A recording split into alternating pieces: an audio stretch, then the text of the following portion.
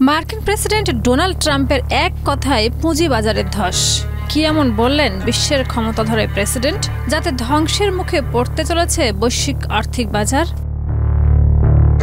অসুখ হলে কখনো কখনো ঔষধ খেতে হয়, এই উক্তিটি কোনো ডাক্তারের নয়, বরং বিশ্বের ক্ষমতাধর প্রেসিডেন্ট ডোনাল্ড ট্রাম্পের। বিশ্বের বেশ কিছু দেশের উপর করেছেন তিনি কড়া শুল্ক আরোপ। তার শুল্কের ধাক্কা এখন গোল টেবিলের মূল আলোচ্য বিষয়। কিন্তু থেমে নেই ট্রাম্প, একের পর এক করে চলেছেন বিস্ফোরক মন্তব্য।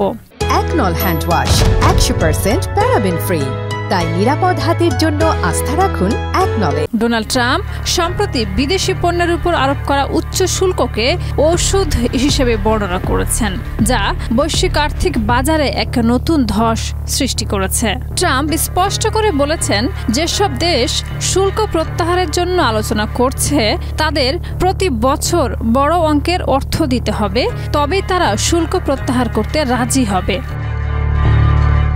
7 এপ্রিল এশিয়ার শেয়ার বাজারগুলো বড় ধরনের দরপতন দেখেছে এবং যুক্তরাষ্ট্রের ফিউচার মার্কেটও পতনের আভাস পাওয়া গেছে।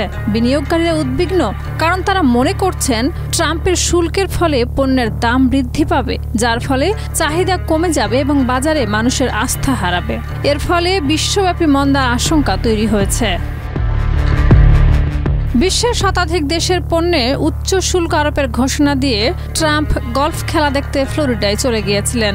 6 এপ্রিল সেখান থেকে ফেরার পথে তিনি সাংবাদিকদের বলেছেন, শুল্ক আরোপের ফলে শেয়ার বাজারে যে বিপুল পরিমাণ মূলধন চলে যাচ্ছে তা নিয়ে তিনি চিন্তিত নন।